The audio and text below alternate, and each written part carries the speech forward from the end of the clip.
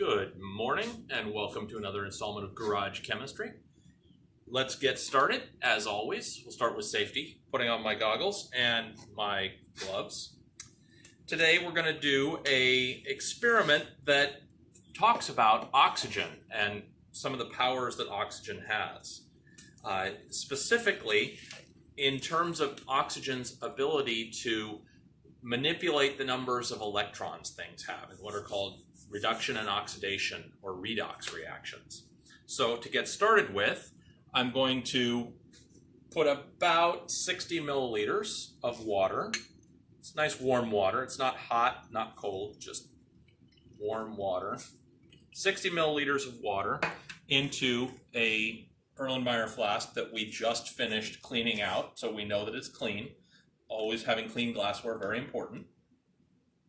And to that, I am going to add a solution of glucose. Now, glucose, as many of you know, is one of the simplest forms of sugar. It is the sugar that our cells burn for energy. And the glucose, we'll just mix that in there, give it a swirl. All right. And then I'm going to add 5 drops of a dye called methylene blue. Now, methylene blue is so called because, as you'll see in a second, 1, 2, 3, 4, 5. Methylene blue is called methylene blue because it is blue. Give that a little swirl so that it comes in there, and we have a nice blue solution. And then to that, I am going to add a bit of a solution of sodium hydroxide. Sodium hydroxide will change the pH of the solution, making it a lot more basic. So here we go. Add 3 spoons.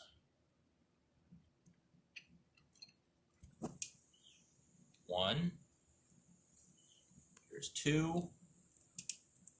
And here is 3.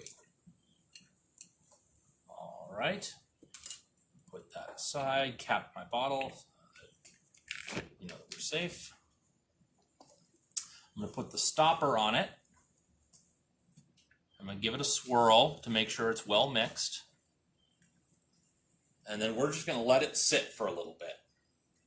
And we're going to let it sit so that it can undergo the reaction that's going on in there right now.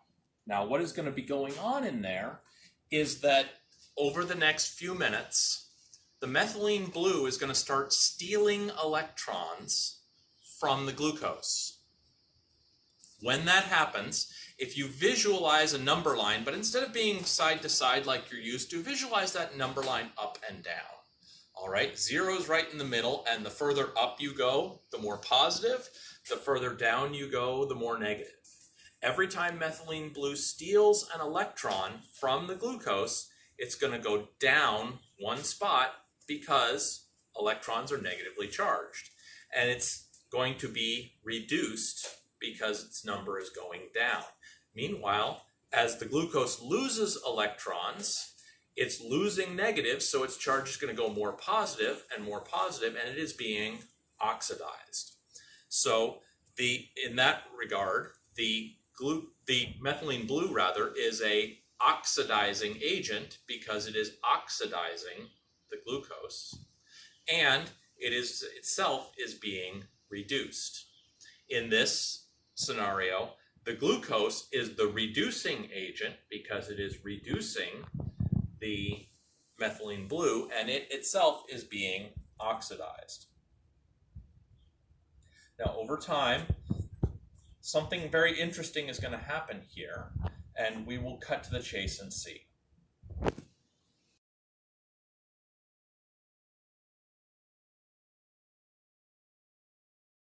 As you can see, when the methylene blue steals electrons from the glucose, it turns from blue to clear. And so after about 5 minutes, the solution has gone from deep blue to almost completely clear. Now, one of the cool things we can do here is we can point out that it's mostly done this because the solution has no oxygen in it.